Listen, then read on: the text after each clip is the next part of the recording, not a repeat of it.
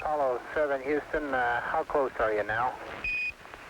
Hello, and welcome to Spaceflight Histories, a channel dedicated to telling the history of space exploration. My name is Erin, and today we're looking at 10 interesting facts about Apollo 7, the first manned flight of the Apollo program. Apollo 7 tested the Apollo Command and Service Module in low Earth orbit and Apollo Mission Support ground facilities performance during manned missions. The mission's commander was Wally Schirra, veteran of Mercury Atlas 8 from 1962 and Gemini 6A from 1965.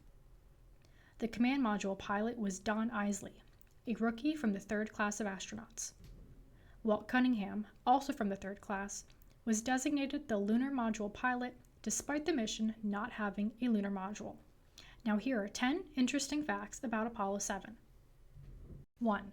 Apollo 7's unofficial call sign was Phoenix. Schirra, Isley, and Cunningham were originally assigned to the Apollo 2 mission, or AS-205 as it was known at the time. In November 1966, AS-205 was canceled and the crew was reassigned as backup to AS-204 or Apollo 1. Following the Apollo 1 fire in January 1967, Schirra, Isley, and Cunningham were named the prime crew of Apollo 7. AS-204 was posthumously renamed to Apollo 1, and unmanned Apollo test flights resumed with Apollo 4, Apollo 5, and Apollo 6. Apollo 7 originally planned to use the Block 1 Apollo spacecraft designed for the program's early Earth orbital missions. However, the Apollo 204 Review Board, which investigated the Apollo 1 disaster, recommended the use of the lunar-capable Block 2 spacecraft for all future manned missions. The existing Block 2 underwent 1,300 changes in preparation for Apollo 7. The Apollo 7 spacecraft's unofficial call sign was Phoenix, as the mission, quote-unquote, rose from the ashes of Apollo 1. This name was chosen by Schirra, who was close friends with Apollo 1 commander Gus Grissom, but NASA felt the reference was in poor taste. In fact, no American spacecraft had been given a call sign since Grissom's Gemini 3 Molly Brown in 1965, and the first Apollo mission to have named spacecraft would be Apollo 9 in 1969. Apollo 7's capsule is on display at the Frontiers Flight Museum in Dallas, Texas. 2. Apollo 7 had a different original mission patch. Apollo 7's mission patch was designed by Alan Stevens of North American Aviation with input from the crew. His original design followed the crew's request of including a phoenix, the mythological bird said to rise anew from the ashes of its former self, but after NASA refused any reference to the creature in connection with Apollo 1, the design was drastically changed. The flown patch highlights the Earth orbital nature of the mission by depicting the firing of the CSM's Service Propulsion Engine, a crucial mission objective. The mission number is displayed in Roman numerals, a common design choice for older Gemini mission patches. The font used is Euro Style Extended, the same font used in this video. The original insignia has a black background, while patch reproductions tend to have either blue or purple backgrounds. Stevens' original patch design was in the shape of an Apollo capsule with a large red, orange, and white phoenix in the center. On the physical patch, which was produced along with some of Stevens' other designs for the Apollo program's 40th anniversary, the head and beak slightly resemble the Apollo command module and launch escape system. Each point is accentuated with a silver star, and the crew's names and Roman numeral 7 are also included. 3. Apollo 7 was the only manned launch from Launch Complex 34. Apollo 7 was the only manned launch from Launch Complex 34 and was the last crewed launch from Cape Canaveral, which at the time was called Cape Kennedy, for nearly 60 years. Cape Kennedy Air Force Station was established as the Joint Long-Range Proving Ground in 1949 and supported its first launch, that of Bumper 8, a combination of the German V-2 and the WAC Corporal sounding rocket, on July 24, 1950.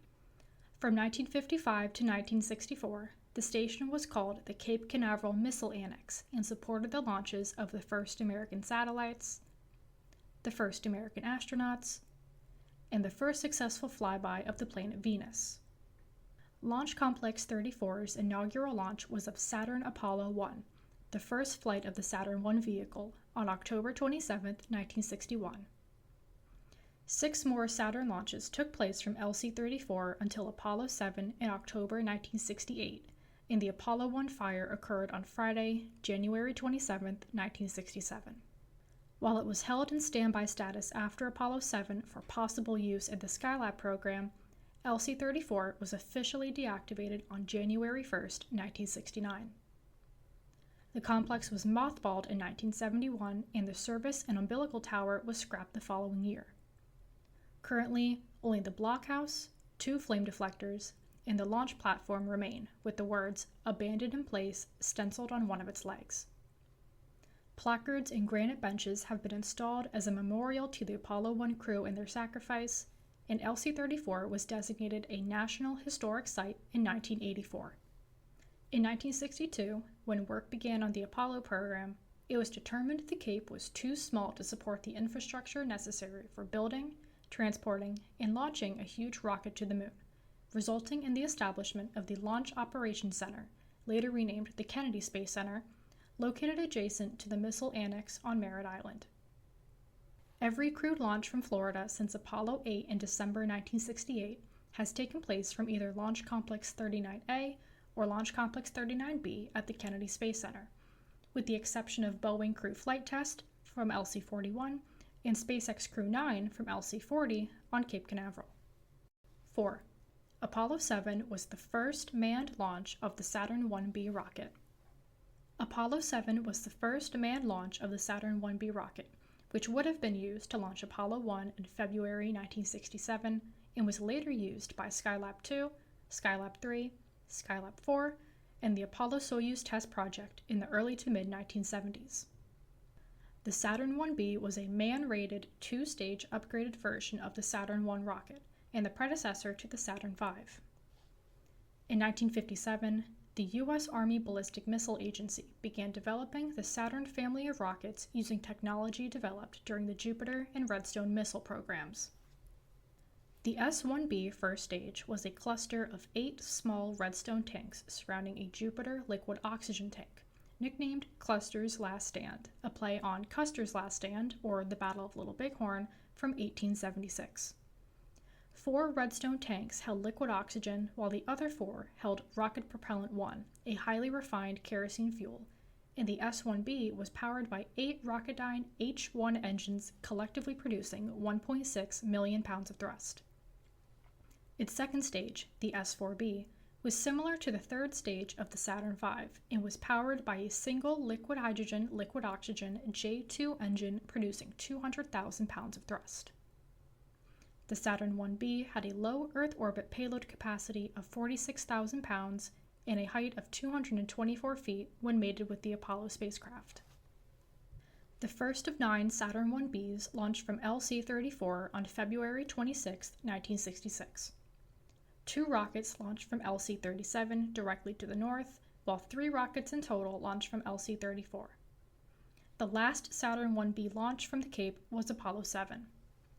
The 4 manned Skylab and Apollo-Soyuz launches took place from the Kennedy Space Center's LC-39B from 1973 to 1975. The SA-209 rocket, the last remaining flight-configured Saturn IB rocket, is currently on display at the Kennedy Space Center Visitor Complex Rocket Garden. Apollo 7 flawlessly lifted off on Friday, October 11, 1968 at 11:02 a.m. local time. It had been exactly 23 months since the most recent manned American space launch, Gemini 12. 5. Wally Schirra was the oldest American in space at the time. Commander Wally Schirra became the oldest American to fly in space at the age of 45, a record broken only 3 years later by 47-year-old Alan Shepard, fellow Mercury astronaut and the first American in space, during Apollo 14 in 1971. Then by fellow Mercury astronaut Deke Slayton at age 51 during Apollo-Soyuz in 1975. And then again by fellow Mercury astronaut and the first American in orbit, the 77-year-old John Glenn during STS-95 in 1998. The current record holder for oldest person in space is Ed Dwight, a retired Air Force pilot and the first black astronaut candidate, who made his flight on board Blue Origin NS-25 in 2024 at age 90. Schirra was a captain in the U.S. Navy at the time of Apollo 7 and served aboard the USS Alaska during the final months of World War II.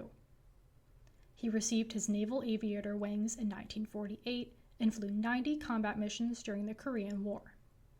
In 1958, Schirra attended the U.S. Naval Test Pilot School with fellow future astronauts P. Conrad and Jim Lovell, and in spring 1959 was selected as one of NASA's first 7 astronauts.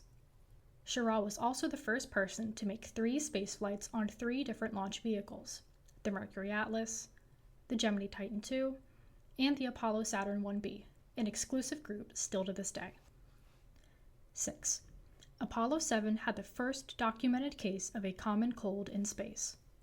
The first hours of Apollo 7's flight were eventful. The crew first maneuvered their spacecraft while mated to the S-4B upper stage, an action that would be necessary for translunar injection on later missions to the moon. They then separated, turned around, and simulated the docking maneuver future missions would perform to extract the lunar module from the S-4B. The astronauts were also the first American crew to eat a hot meal in space. About 15 hours into the mission, Schirra developed a bad head cold. In a weightless environment, mucus does not drain from the head naturally as it does on Earth. Relief was only found in blowing his nose hard, which is painful, and in aspirin and decongestants. Cunningham and Isley also became sick, understandably so due to the confined living space of the Apollo capsule. A few days before the crew was scheduled to return to Earth, they began to wonder how they would clear their heads while wearing their re-entry suit helmets, as well as if the buildup of pressure would burst their eardrums. Deke Slayton, the director of flight crew operations, tried to persuade the crew to wear their helmets for safety reasons. Schirra insisted otherwise.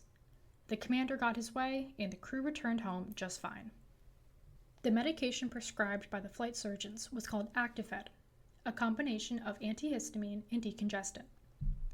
When the drug became available over the counter, the makers hired Schirra as a TV commercial spokesman for the product. Each of these commercials featured references to spaceflight and even other astronauts, including Apollo 7's Donn Isley. Actifed was included in every Apollo mission's standard medical kit and was also used by astronauts on board Apollo 12. Nasal congestion is a common symptom of space adaptation syndrome due to the fluid redistribution caused by microgravity. When fluid rises to the head, it puts pressure on the sinuses and causes discomfort and fullness in the face. Additionally, the immune system weakens while in space due to exposure to space radiation, stress, and a lower blood volume in the body due to microgravity, leading to a higher risk of catching a mild illness. 7. Apollo 7 tested the Service Propulsion Engine. A key objective of Apollo 7 was testing the Service Propulsion Engine, or SPS, located at the base of the Apollo service module. On Earth orbital flights, the SPS was used to slow the spacecraft down for service module jettison and reentry. On future lunar missions, the SPS would be fired to insert the spacecraft into lunar orbit and, more importantly, place it on a trajectory back to Earth. On the second day of the flight, the SPS was fired for the first time. According to Schirra, the 20,500 pounds of thrust was a real kick, earning the exclamation, "Yabadabado!" No, seriously, he actually said that. The Hanna-Barbera character Fred Flintstone, already a staple of popular culture, was now immortalized in America's journey to the moon. 8.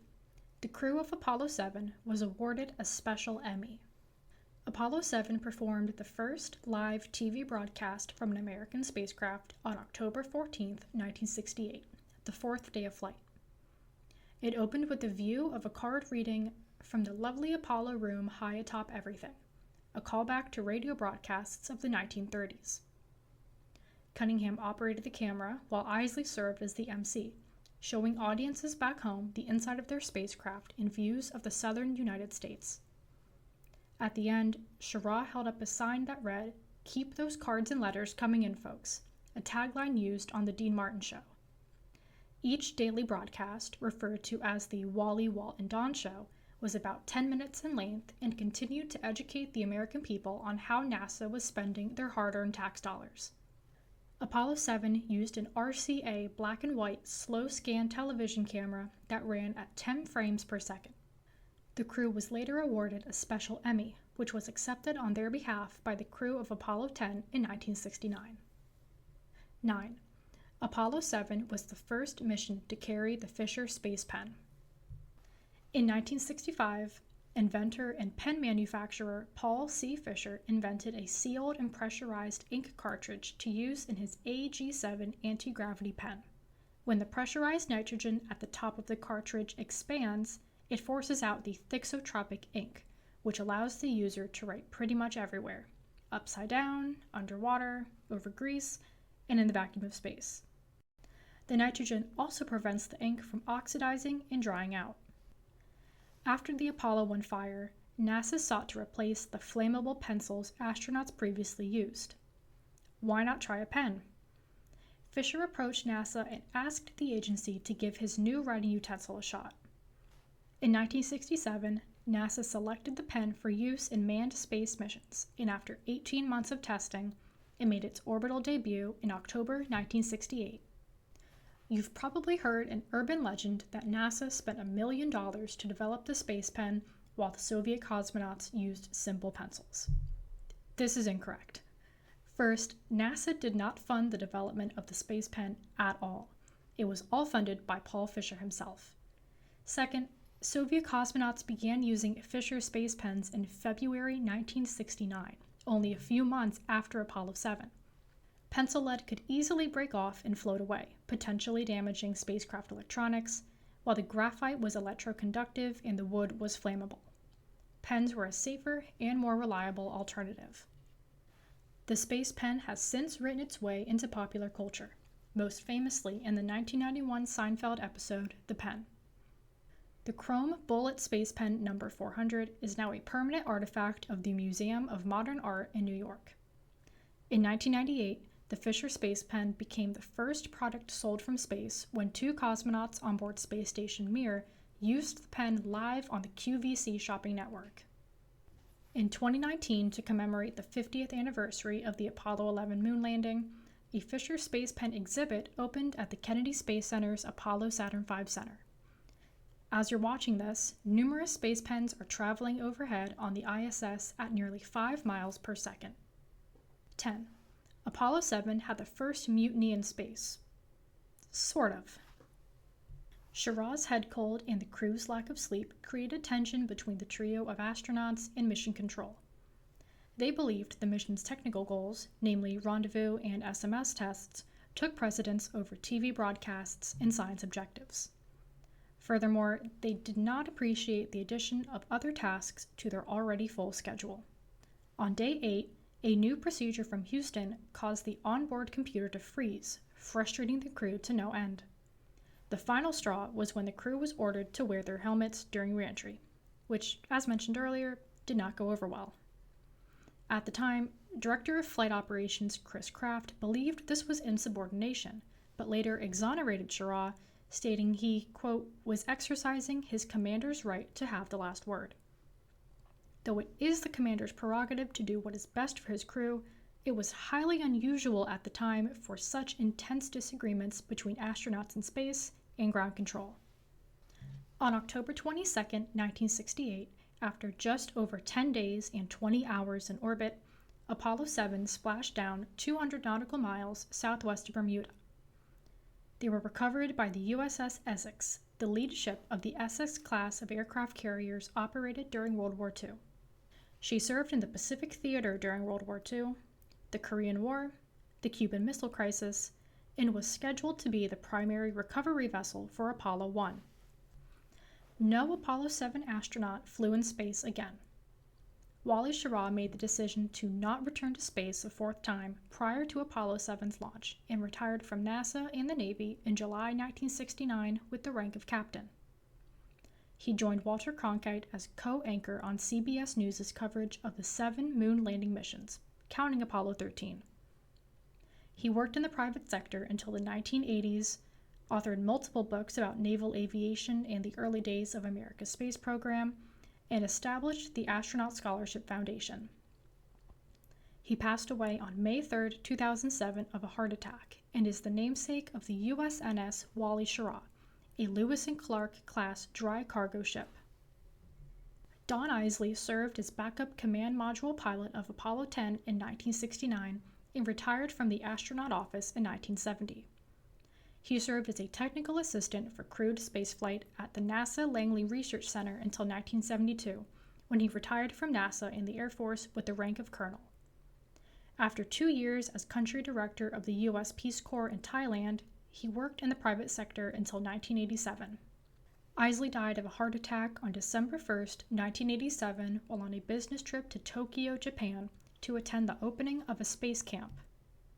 Walt Cunningham headed the Skylab branch of the Flight Crew Directorate before retiring from NASA in 1971. He retired from the U.S. Marine Corps Reserve as a colonel in 1976 and, like his crewmates, worked in the private sector for the rest of his life. Cunningham passed away on January 3, 2023 at the age of 90. Schirra was inducted into the Astronaut Hall of Fame in 1990, while Isley and Cunningham were inducted in 1997. In October 2008, the 3 astronauts were belatedly awarded the Distinguished Service Medal. Only Cunningham was still alive, and Apollo 7 was the only Apollo crew to not receive the award shortly after returning to Earth. Apollo 7 was the first manned mission of the Apollo program and was highly successful, verifying the Apollo Command and Service Module's flightworthiness. The mission also helped restore the public's faith in their country's manned space program and greenlit the most daring mission to date, Apollo 8. Thanks for watching, and be sure to leave a like and a comment on this video. My Apollo 7 web article is linked in the description below, and if you want more space history, hit subscribe, and I'll see you next time.